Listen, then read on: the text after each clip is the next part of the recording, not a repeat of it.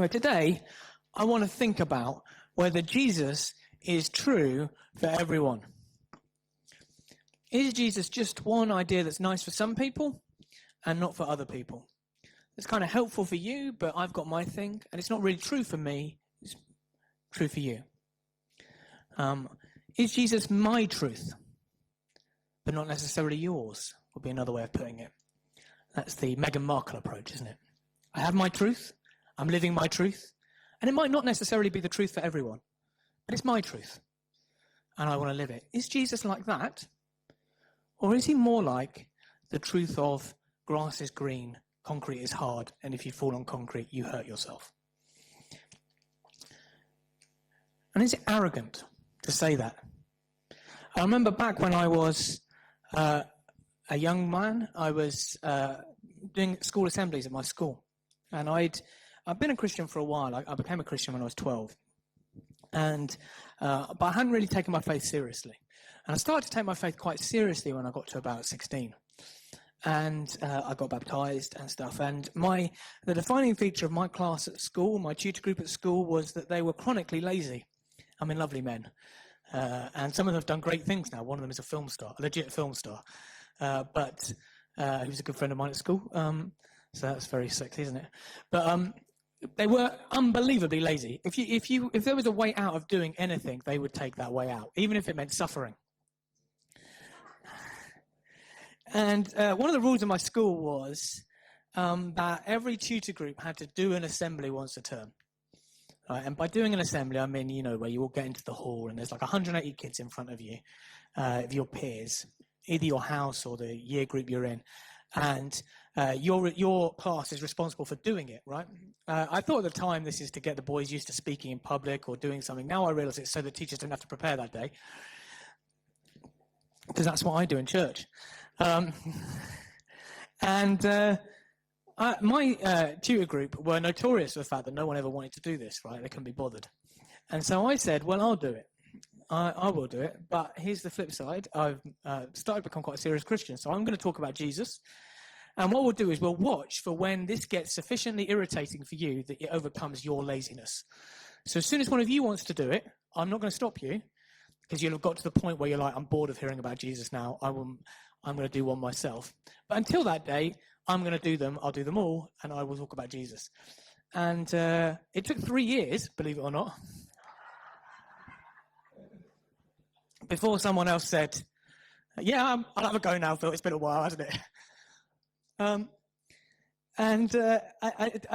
I was rubbish. As you can imagine, 15. I was terrible. I look back and cringe. But what I will say is I took a risk, and I never regretted it. If you're a young man or a young woman here and you're wondering, should I take a risk and talk about Jesus with my friends? It might be the start of something important in their lives. And the first or second time I did this, people were quite polite. They could see that I was nervous and very bad at it. And then the third time, a friend of mine came up and he was like, I think it's really arrogant what you're saying. How can you say that Jesus is actually true like that? And I was like, I don't really understand what you mean. And it turned out that we were thinking about this topic in completely different ways. And I want to think about what he meant by that today. I always give a summary of what I'm going to say in 2 sentences so it's easy to remember. And this is today's. Jesus is true for everyone, and that's really good news. Jesus is true for everyone, and actually that's really good news. It's the opposite of arrogant. He actually recognizes that people are worth loving. So what do we mean by that? Well, in the Bible readings we read from Matthew 28, where Jesus sends his disciples out to tell the world about him. And that's a really important text for Christians, because it's where we get what's called the Great Commission, where Jesus gives Christians their job in the world, right? Christianity is what's called a missionary faith. We're people with a purpose to bring the whole world to Jesus and to enable them to know him and to transform the world in good ways. And actually, we've done a pretty good job of that over time.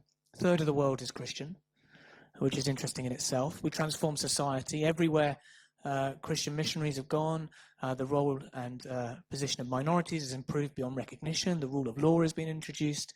Human rights are the result of 11th century canon lawyers reflecting on what it means to be made in the image of God. Everything good about contemporary society, including science, comes from Christianity. And that might sound like an outrageous thing to say. I am perfectly willing to defend it. It comes from that understanding that there is a God and that he loves us. And that means that we're people who want to convert other people. I want to be as clear as I can about that. I'm going to be upfront about it. If you're here and you're not a Christian, I want to convert you. There, you can hear a pin drop. That's not very English, is it? I want to convert you because I love you. Right, we're going to come back to that idea. This is what Jesus gave us to do. I want to convert you in the way that a doctor wants to heal you. Not with my own power. I can't heal you. But because I know the man who can. And because I love you. Now, that idea makes people very uncomfortable. You can only sense the silence in this room for it, to know that that's the case. I want to explain why it not only makes sense, it's a good thing. It's a good thing. First of all, we need to see that Christians make some profound claims about Jesus. Jesus himself claimed to be one with God. I and my Father are one, he said. He who has seen me has seen God. You sometimes hear people say, well, Jesus never claimed to be God. All that shows is that they don't know Jesus or God, because he claimed it repeatedly. In fact, that's why they killed him. They were very explicit about why they were killing him. It was for blasphemy, because he, being a man, claimed to be God. This isn't something that later Christians made up. The very earliest Christian texts, which aren't actually the Gospels, they're the Gospels of writing down what people were repeating orally so they could survive after their lives. The very earliest Christian texts we have record the claim that Jesus was God, and record an earlier oral tradition, so early that it goes all the way back to the few years after Jesus died and was raised from the dead. It's original material.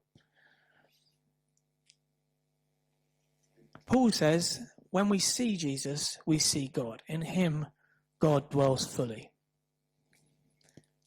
Christians don't only believe that about Jesus in his life, they believe that when Jesus died, he really did come back from the dead. People really did see him. He really did send them out to change the world, and the world really was changed. It's not a metaphor. It's not a parable. It's a belief in something that happened. Now, that doesn't mean that Jesus is the only thing that tells us anything about God. We can learn about God in lots of places. Creation. You can learn about God by looking at the world. That's one of the reasons why science developed, so that we could think God's thoughts after him. It's one of the reasons why culture is there, why there's beauty. You can learn about God by listening to Mozart or Bach or anything beautiful. It gives you a glimpse into something transcendent that goes beyond us, that we think, oh, there's more than this. It's to touch the face of God. Even the mathematical laws of science reveal the mind of God. Like the fact that the universe is regular, that maths works, is one of the most puzzling things to explain if you don't believe in God. Because it looks like it's been planned. It works like it's been planned. And if you then want to say, well, it wasn't planned, you've got to explain how that happens. I'm not talking about questions about evolution. I'm talking about why evolution is even possible. Why does it work?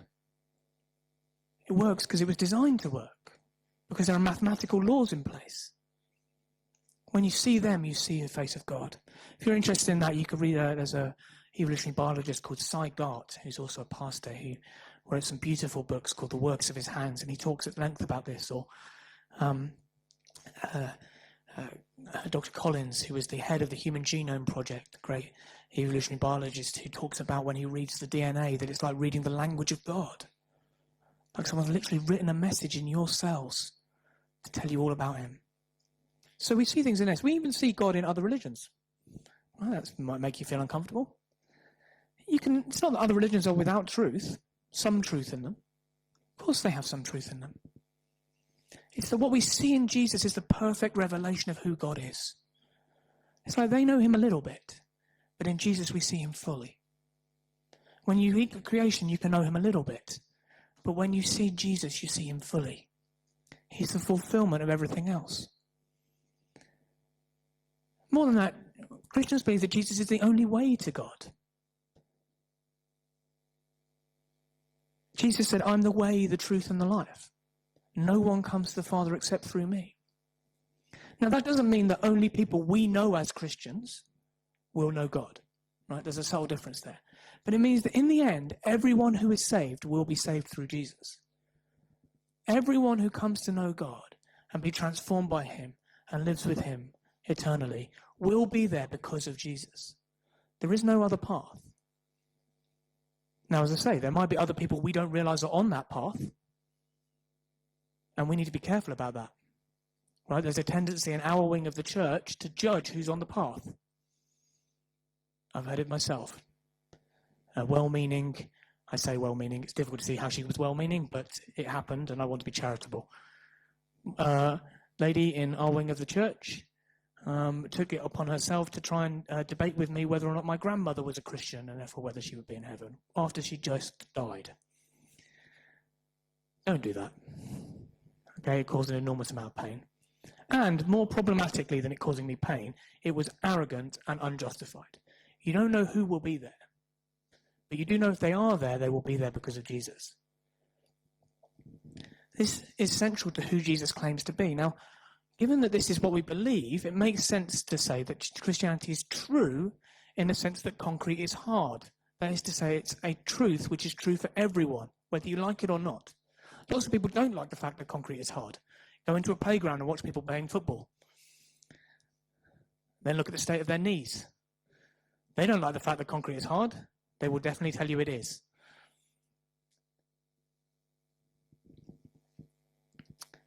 Some people argue that all religions are simply different paths to God. It doesn't matter what you believe. All roads lead to the same place in the end. Therefore, it's said you shouldn't try and convert one another. If someone's on a road, they must be on the road. This argument is, to put it as charity as I can, absolute nonsense, patronizing, and slightly racist. First of all, it doesn't understand the way that facts work. When you claim something as an objective fact, it is either true or false. It can't be both. Right? Universal facts aren't true for some people, but not true for others, depending on how they feel. They just are. Right? If someone says to me, Swindon Town are in the Premier League this year, and they're going to win the Premier League, that is not true. They are not in the Premier League this year. They are a bad football team. I'm sorry if you are a Swindon Town fan, not for what I've said, but because you have to suffer through it. Right? I got an AI generator to produce this picture for me. It is not true. Right? If someone were to say to me, there is a dinosaur who lives on the Coronation Wreck, it matters whether or not that is in fact true. Right? If it is not true, then we can carry on with this service. If it is true, then we need to leave the building as quickly as we can. What it cannot be is both true and untrue at the same time. It is nonsense. It is not true for me that a dinosaur will eat me, but not true for you. It's either true for both of us, or it's not true for either of us. Everyone knows this, but somehow, when we get to things like religion or politics, people pretend it's not the case. Okay? If you are that sort of person, I gently and very firmly want to say to you, grow up. Okay? That's not how the world works. It's not how religions work. This is where it's patronizing and racist to claim that all religions are the same. They are patently not. And it's a kind of superior Western mentality that insists that they are. Because what that is doing is gently patting my Muslim friends on the head and saying to them, don't worry, love, I know your faith better than you do. When you grow up, you'll be like me. Right? It's cultural colonialism. And it is wrong. Big words. If you're in church for the first time, don't worry, we're going to move past that. What I want to say is, treat people with dignity and respect. That means taking their ideas seriously. Taking their ideas seriously, because you take them seriously. Christianity makes claims about the true nature of the universe. It claims certain facts to be true, that there is one God, that Jesus is his son, that Jesus really did die, that he rose again, and that it is through him that people will be saved. These are truth claims. Claims about what is true, like the dinosaur in the park, or concrete being hard. Christian theologians and evangelists support these claims by appealing to philosophy, to human experience, science, and to history. Right? Philosophy, we might say, well, why is there anything rather than nothing? Right? We believe that the universe began with a Big Bang, but things don't begin to exist unless someone causes them to exist. That's universally true in our experience. Therefore, someone must have caused the universe to exist. If you're a philosophy student, I know that I've just butchered that argument. But that's roughly it. It's a very powerful argument because it's difficult to refute. Because it is universally true that anything that begins to exist, that is a contingent thing, has a cause.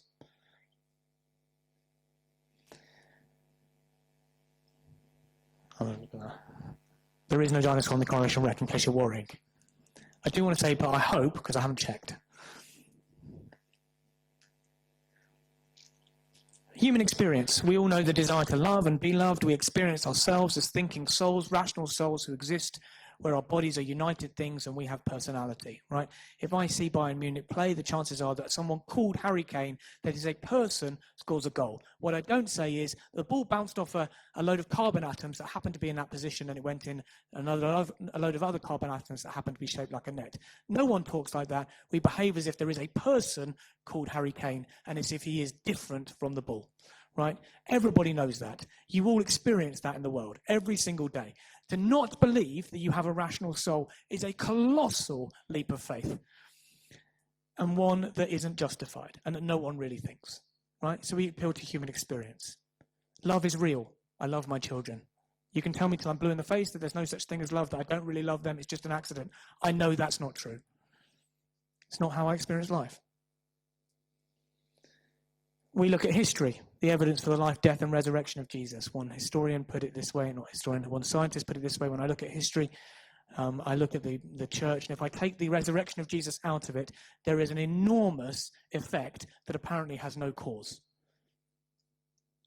And it doesn't make sense. We look at history. We look at science. We look at the unreasonable effectiveness of mathematics. We look at the wonderful way that human beings have been shaped. We look at the creation of consciousness. We look at the way that the world behaves according to laws. And we argue where there is a law, there's inevitably a lawmaker. Christians make these claims. They're truth claims. Right? Some of these claims are shared by Muslims. Right? They believe there is one God. That's why I say that you can't just dismiss other religions as having no truth in them. They do have some truth in them. Right? They are glimpses of something that we see fully in Jesus. Muslims believe that there's one God, but they don't believe that God had a son, that Jesus didn't really die, he swooned in some way, that he didn't really come back to life because he didn't really die, and that people aren't forgiven by trusting in Jesus. These are truth claims. Well, when I was a lawyer, I had other very smart Muslim friends who were barristers. Right? Their truth claims, their beliefs about reality, directly contradicted mine. They cannot both be true. Just like the Earth cannot simultaneously be a globe floating in space and a flat car park on the back of a giant turtle. They cannot both be true. That isn't to be critical of Islam. I'm not criticizing it. I'm certainly not criticizing my Muslim friends. Quite the opposite. I'm taking them seriously. I'm saying you're a serious person and your ideas are worthy of consideration. By contrast, the person who seems to love all religions equally actually despises and patronizes them all. Right? It's the superiority of mum knows best. When you grow up, you'll realize. It's not arrogant to suggest that if one is right, the other is wrong. It's simply an acknowledgement of reality. Just as it is not arrogant to suggest that if you jump out of a plane when it is moving and you don't have a parachute on, you will probably die. That's not my truth, it's the truth, and the ground will prove it. Still, maybe it's bad to try and persuade people to change their religion. That argument sounds kind, but it's also a bad argument. It treats people like children who don't have the ability or right to make their own decisions. That's not a kind thing to do. Right? That's actually an unkind thing to do. The kind thing to do is to treat them like adults who are capable of choosing their own lives. More than that, it actually leaves them in danger. If we believe that Jesus is the right way to live and that you need to forgive your enemies and be kind and to have a soul shaped and there is a judgment at the end of time for all who live, it's not kind to not tell people that. It's unkind. Right? Just like a doctor who diagnoses that a patient has a serious illness that he has the medicine for is not being kind if he doesn't tell them. Refusing to treat them is unkind. Finally, it ignores and treats as unworthy of respect the stories of those who decide to change religion, even in terribly difficult circumstances. This is something people don't realise. People are converted and deconverted from faith all the time. I remember when we came to the village and we were talking about coming to church, we have a very good friend who couldn't believe the idea that people started coming to church when they were grown-ups. I was like, not only that, I baptised 8 of them this year. Come with me to the prison. Watch Heather in a cell with a prisoner whose life is transformed by knowing Jesus. Now tell me people don't change their faith. Now tell me it doesn't make a difference, because it does for him. We persuade people of important things because we think they are able to make decisions for themselves. It's a mark of our respect for them. They don't need to be coddled or wrapped in cotton wool in case an idea upsets them.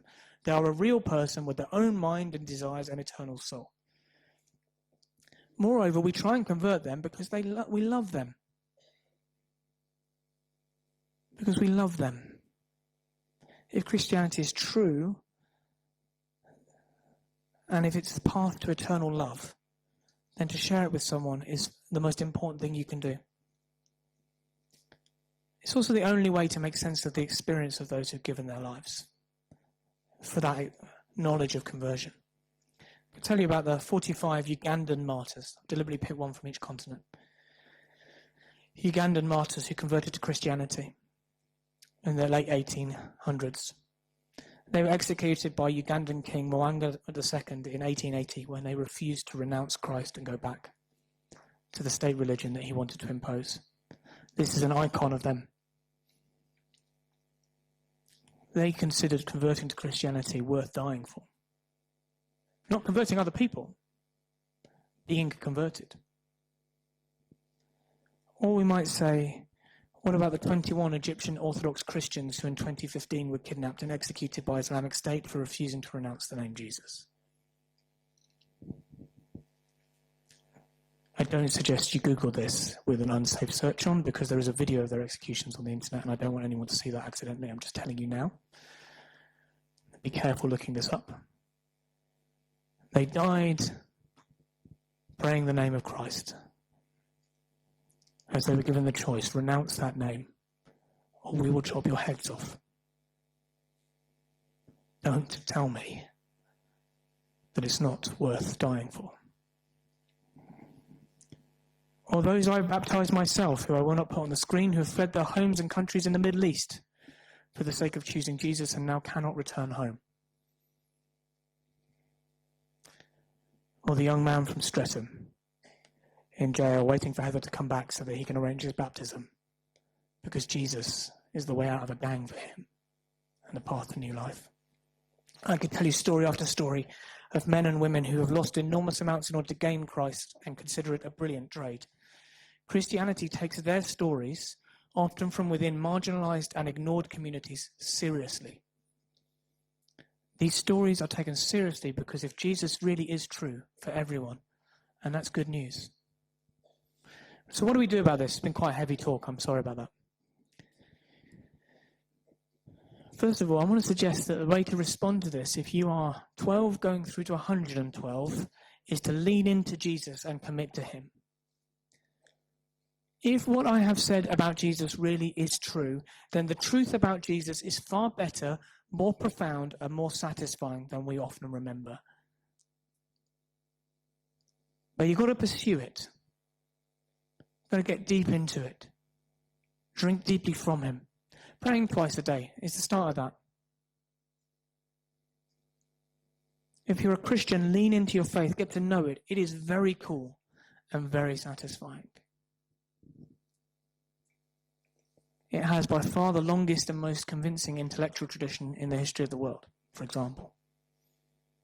Dig into it. Read Thomas Aquinas. Why not? You could do that. Okay, you start somewhere. Read William Lane Craig. Read John Wesley. Read Crossing the Switchblade, the stories of men and women who've given their lives to know Jesus. He's the most beautiful thing I've ever come across. By far. Be humble, curious, and prayerful with friends who have different points of view. One of the good things about having confidence in Jesus is you don't need to be defensive. You can listen to other people's perspectives. In fact, do. If you've got Muslim friends, listen to them. Ask them about their faith. If you've got friends who don't believe in God at all, ask them. Not defensively, but just be curious. Listen to them.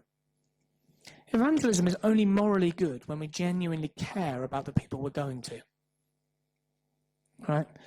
You can do evangelism in an unethical way, and that's where you see the people as being essentially just bots. I want to get this bot into my church. I want to tick this box that I've shared the gospel with them. And that's a risk amongst evangelical Christians, right? Oh, I've done evangelism because I shared the gospel with this person. What was their name? I don't know. What was their went on in life? I don't know. But I shared the gospel. I'm like, well, not really, actually. To be honest, you didn't. It's only ethical if you genuinely love the people you're going to. You care about them. And it's only effective when they understand and trust that we care about them. Heather and I run a toddler group on a Friday. We do that not because we have to, but because we choose to. There are other things I could do with my Friday morning. I was with a whole load of academic theologians yesterday, and I shared with them that I spend my Friday morning singing and dancing for toddlers. They looked at me as if I was mad. Right? Making sheep noises, pretending that I don't know what a sheep noise a sheep makes. We do that because we love the people we're going to. Now, I hope they become Christians. But I care for them anyway, because we genuinely love them. As you listen to people, seek points of overlap that are portals to sharing Jesus with them. Because you respect and love them, try to convert them. Invite them to church. Now, when I say try to convert them, you don't need to do all the work. All you need to do is listen to them and say, well, look, I go to church on Sundays. Why don't you come along and try it? Get them in the room. I'll explain Jesus to them. Jesus is true for everyone. And that's really good news.